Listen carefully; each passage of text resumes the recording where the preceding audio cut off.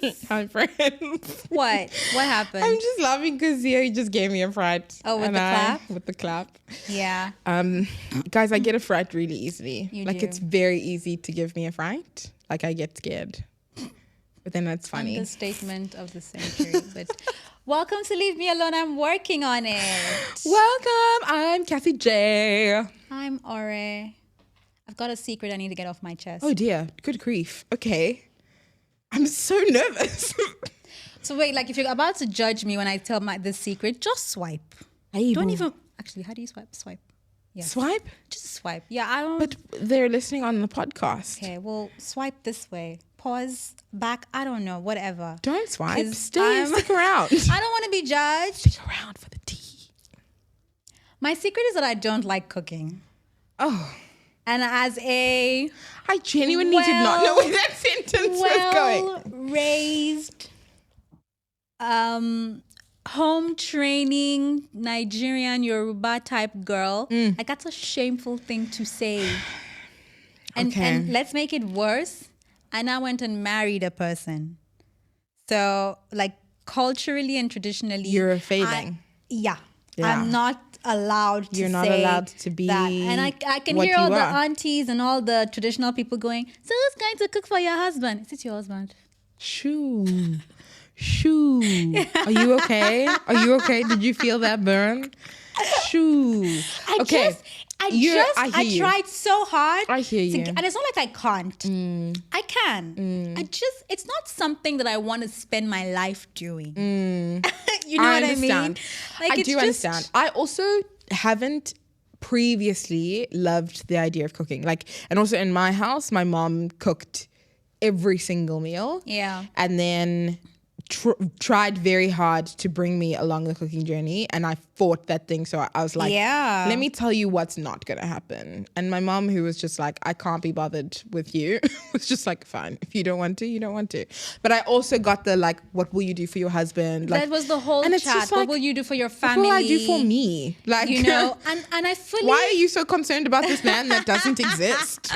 Like, I'm fully aligned that every human should know how to cook. Actually, everyone should know. You know, it's basic survival, basic humaning, basic adulting, you know? I agree. But I'm just not on board with this program that just because I've got two X chromosomes, XY. What am I? I don't know. You've I've gone got on two this X- biology journey, and I because never of did that, biology. I must be the one who puts a hot meal on the table. Yeah. Like regardless of Yeah. whether that's a strength of mine Yeah. or not. Yeah. And I'm like, my husband doesn't like to cook either. So the two of us are not well suited in that regard. Because like if I don't like it, at least he should, right? And I remember saying to him one time, I'm like, but even you don't like to cook. What's going to happen if I have to travel and we have kids? What are they going to eat? He's like, well, it's a good thing I know how to order. There you go. But like as a girl growing up, I wasn't allowed to say something like that. I know. You know, so you go and your mom actually left you. My mom didn't. Yeah, like, mine my left mom me. was on that Mine thing. left me. She was on that thing throughout. My dad was on me about it. Even now, my dad will call and we'll have chats and whatever. And something he'll say halfway into the conversation will be, "Shoti sonje fokoe," like, have you cooked for your husband? Shoo. And at first, it's a Yoruba thing. They ask it all the time. Like it's a normal thing. It's not like Okay. he's being extra. Okay. Like culturally, that is a question Okay. you would ask your girl child. Have you cooked But for your still, husband? it's But not still, exactly. okay. And I remember one day he said this thing to me, and then I was like, don't you mean has my husband cooked for me? Why am I the one cooking for him? There's two of 100%. us in this relationship. 100%. And my dad is like, why isn't the question, have you cooked for each Oreoluwa. other?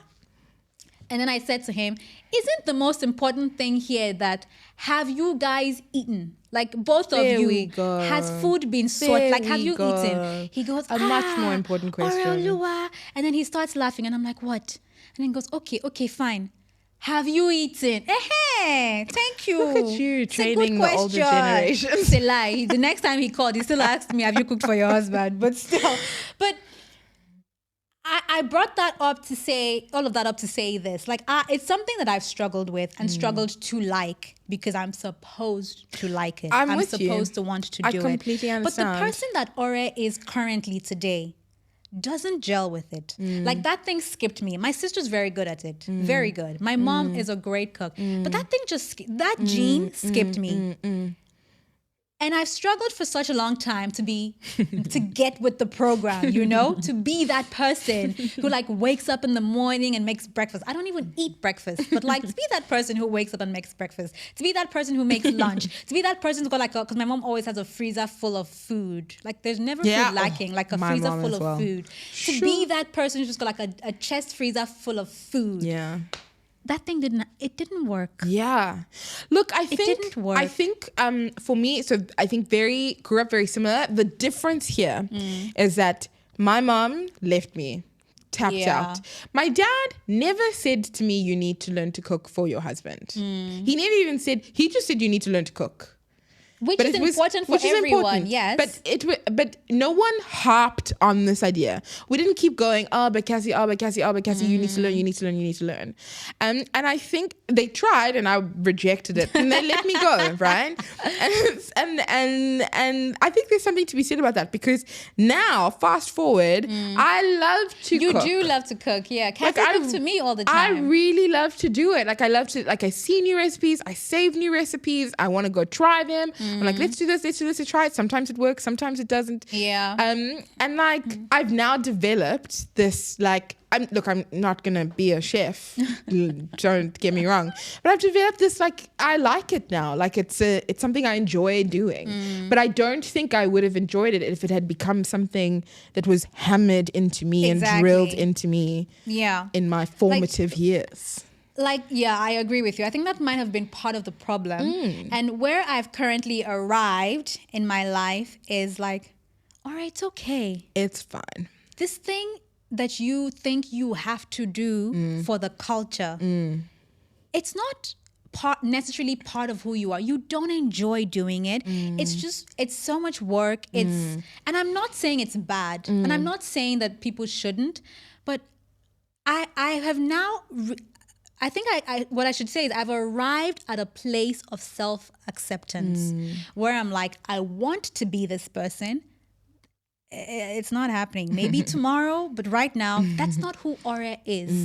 And there's a list of other things that I just don't enjoy doing that I'm like forcing myself because the culture or the society or someone expects that I should be doing this thing. I should enjoy this thing. This thing should be a part of who I am. And it's just not. And you know what? That's okay. It's fine. We're not all going to be the same people, and that's okay. And every time you and I go out, like the other day we were in the elevator, I don't know where we're going, and this man walks in, and Cassie strikes up a conversation with this man that we have never met. By the time it's my favorite thing to do is to talk to strangers. The elevator, like you guys are like best buddies. You'd think they'd known each other before. And the person that I've always wanted to be is that person. Like I've always wanted to be like a, ray of sunshine type person. You are a ray of sunshine type person. If this were a romance novel and this was a trope, I'd be the grump. I'm not a ray of sunshine person. Okay, you're not like, what's that lady? Grumpy the Nut. What's that one that all the babies love? Huh? Hi, Miss Rachel. You're not like Miss Rachel. I'm not Miss Rachel. Okay, you're not Miss Rachel. Years. But like, you're not a grump. You're not Scrooge. Not Scrooge, but like a grump who's a grump from afar. What is that?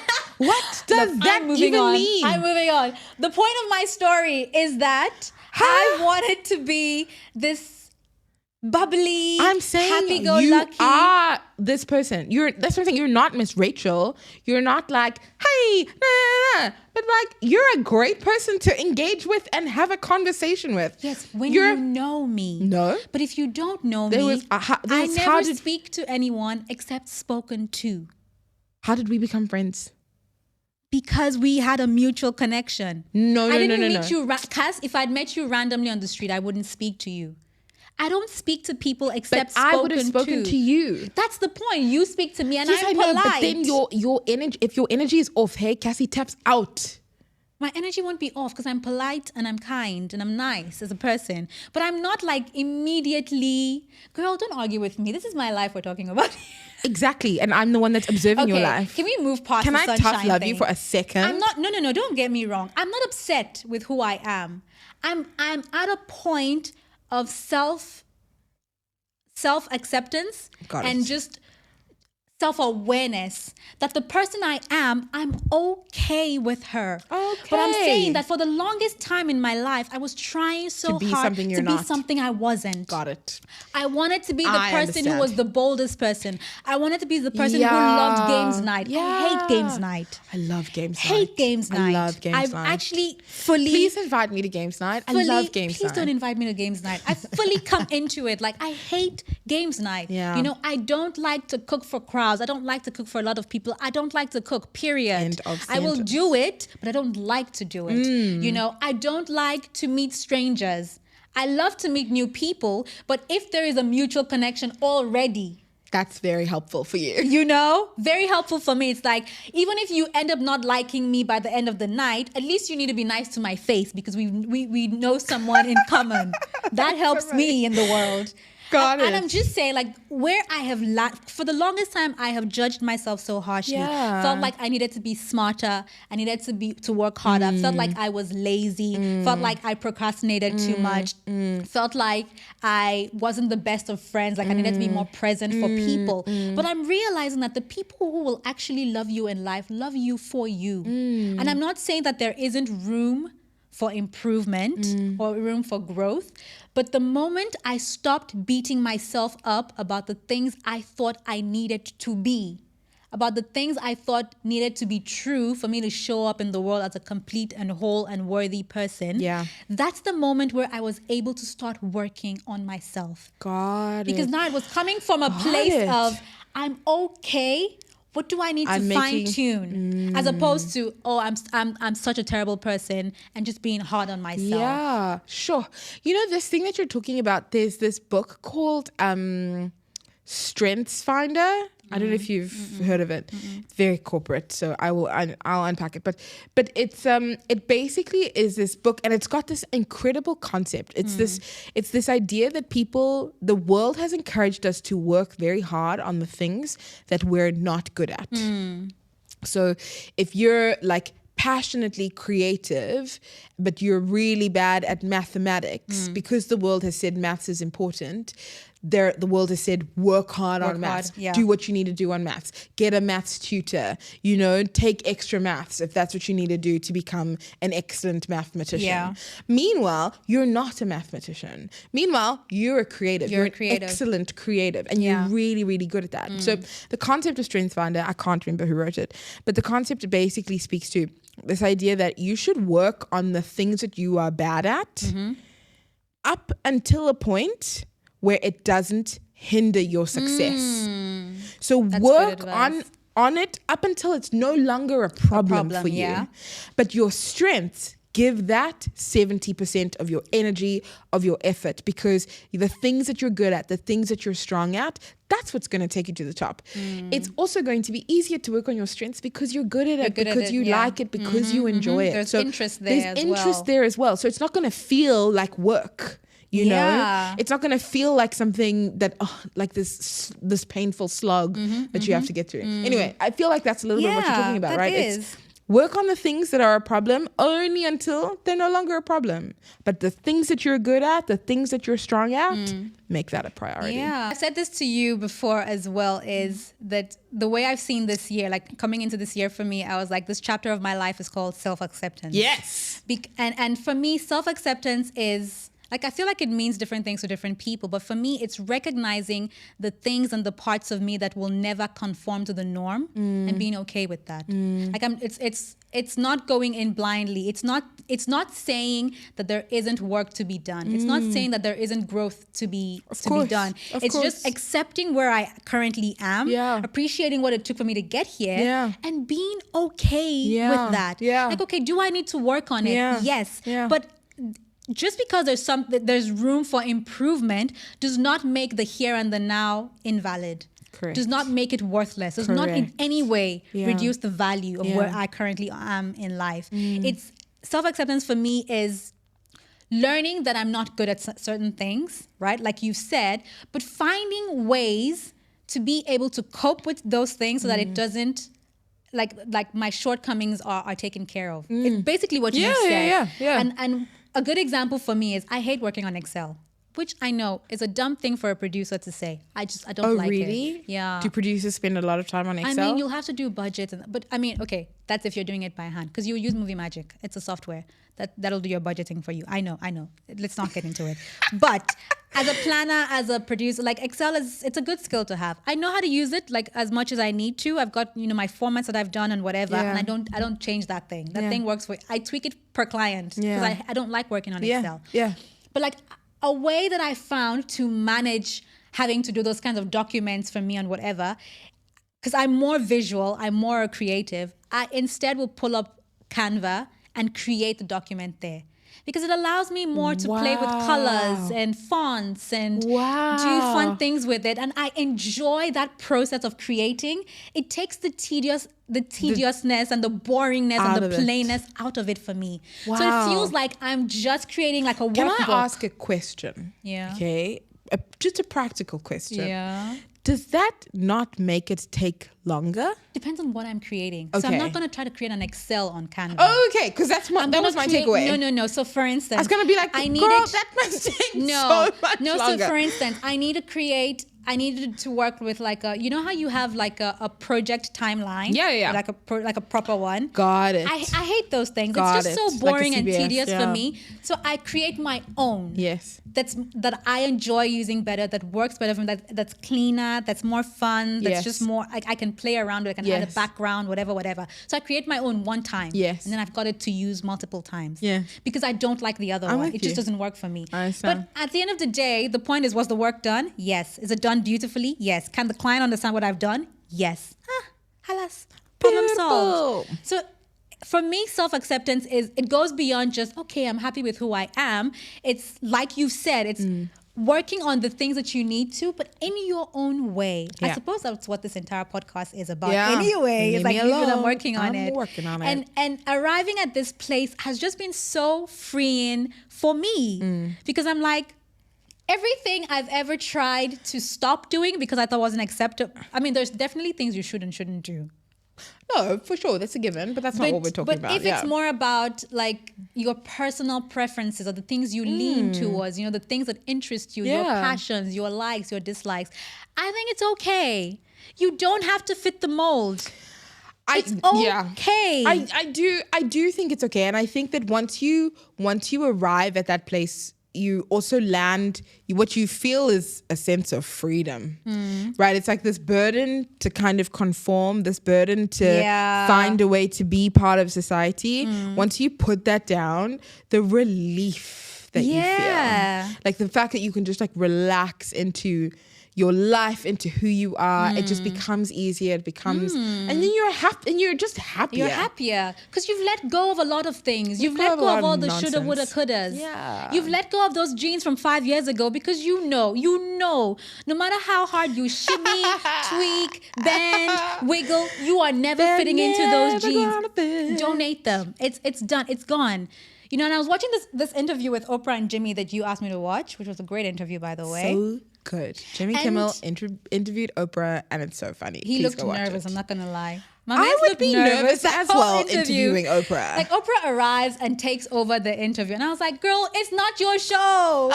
Sit down." It's always Oprah's show. But anyway, in the interview, she was talking about turning 70 and wanting to do something different for her 70th birthday, and like not wanting like a big shindig or whatever. Yes. And her friends were all like, "No, it's 70. We should do we something." should do. And she's like, "But this is what I want to do." And she wanted to go like hiking in New Zealand or something weird. And she's like, "Nobody wanted to go with me, and so I ended up sitting at home." Get it together. Yeah, Cass, even me, I wouldn't go with you hiking for your 70th. You on your own, girl. Listen, can we also unpack I will this? go on the Because trip with you. I don't like to do stuff for my birthday, and you force me. That's true. I do. Yeah. But then you enjoy it at the end of the day. Do I you do not? I enjoy going out, but I don't like this idea that everybody is here for me. It stresses me out. Yes, but we did it one time and you were like, "This is great. Say more things."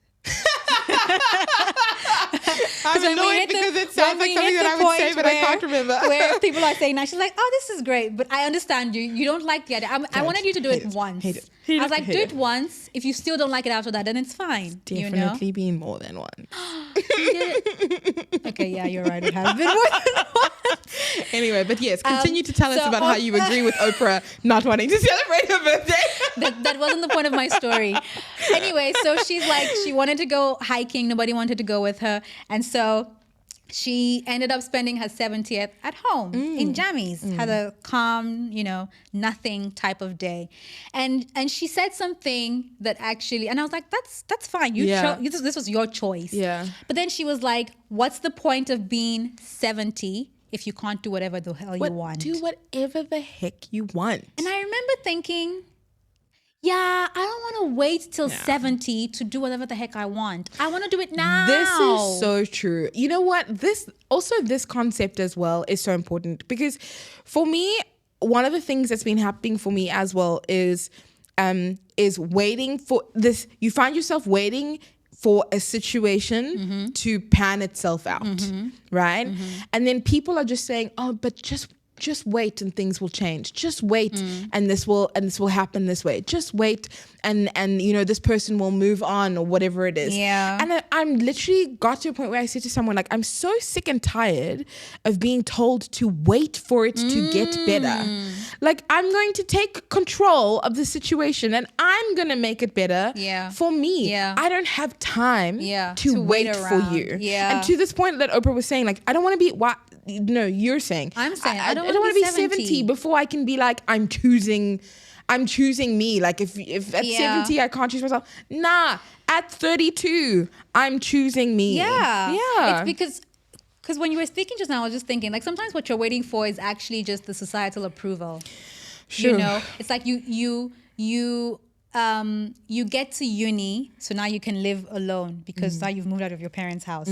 Sometimes you wait till you get a job before you can think about buying a car. You're waiting for those kinds of milestones. You need to wait till, because there's women, and I used to hear this in Nigeria, where people are like, once you get married and you're now in a husband's house, you can wear whatever you want. Oh yeah, but for sure. You wait to get married for sure to be given that permission of, oh, you're a married woman now, you're fine, you are under somebody's umbrella, you can do whatever you want now. You wait to hit a certain age, because it's like, once you're an old person, you can say anything. Like, nobody's gonna like she's an old person. So you're like, I'm waiting to be 80 so I can say everything I've wanted to say to the people in my life. No, do it now. Like, why are we delaying life? You and your tummy. I'm so hungry all the time. You're so hungry because you don't eat. Because I don't eat. Like, why are we delaying life and wait? Like you said, why are we waiting? Why are you waiting for something to happen to be acceptable, so that you can get to a point where you can act or you can act do? on it. Yeah. Like, no. You know for a fact. If you know where you are, going, what you want, where you're going, how you want it to be, if you know, Yalla Bina, let's go. Yeah. Get it done. Get it Move. done. Like, if you know that, yes, you need to go to uni, but you also are fully aware that the medicine your parents say you should study is not going to happen. Why are we waiting until you are given permission to do actually something start the life you want to live? Sure. Like, you've accepted it. This is not going to happen for me. Sure. Engineering, not going to happen for me. Computer science, not going to happen for me. Nursing, not the one. Why are we waiting for permission before the rest of your life begins? It's like that quote I've seen. It's like, when you know that something is about to happen for the rest of your life, you want the rest of your life to start right now. Right now. Because you're excited to go on this journey. Oh, yes. It's like, the sooner you accept who you are, what your strengths are, what your goals are, what it is that excites you, what it is that you bring to the world, the sooner you accept that, the better for you. Because the time you would waste just waiting for permission, waiting till it's okay, waiting until maybe somebody else does it so you're not the first one, waiting until somebody else drops out of school, waiting until somebody else decides they don't want kids. The longer you wait, you're holding yourself back. You're holding yourself back from what could be your reality and work. It's gonna be so good for you in the end. Anyway, but yeah. So whatever it is that you need to accept about yourself. Choose I'm you. on this journey and I'm Choose accepting. you. I'm a picky eater. They've told me multiple times. I have accepted it. I'm a picky eater. Is such a picky eater. I don't like going outside. I've accepted. I'm a homebody. Accepted. I don't like going to the stores to shop. I have accepted. It's okay. It's okay. Stop fighting with yourself. And you know, the same way we say there's space for everybody. There's a seat for everybody at the table. There's a seat for everybody at the table. And if there isn't one, pull up your own damn chair. Pull up your own damn chair or go find a different table. Go find a different table. Go find a different table. Or find a different table. It's fine. There is space in the world for your particular mold. Yes. For your particular crazy. Yeah. For your particular offering. There's a space for you in the world. And I think don't be afraid to explore. To explore that, but also then accept the way you are, who you are, how you are, and then show up in the world. Yep. Yeah. So accept it. Get on board. Love that. Get on board with whatever it is accept it. And just so are you cooking tonight or am I? Girl, please. I've got Uber Eats, not Uber Eats. What's that thing? Talabat, Kareem. Anyway, so if you go on this journey with us, come and share whatever it is. We accept you. We accept it. You love to cook. You want to cook 20 times a day. Yes, girl, go for it. You want to make hair for a living. Yes, please. You want to make clothes. Yes, please. You want to be a stay-at-home mom. I'm not getting into that chat, but yes, please. Do what if you guys are, you and your partner are aligned, go for it. Why the heck not? So come share with us. Come share your self-acceptance journey on Instagram, on TikTok, on YouTube, on Apple, on Spotify. Sure. We really are everywhere. At this point, there's no excuse. There's no excuse. For you not to be involved. For you to not have liked, subscribed, commented, shared. Come to yell at us. Do all of the things. And we will see you on social. Okay, love you. Bye. Okay, love you. Bye. Hey, thanks for listening. Please don't forget to like and subscribe anywhere and everywhere you find your podcasts. You can also watch and subscribe on YouTube and follow us on Instagram and TikTok. Okay, love you. Bye.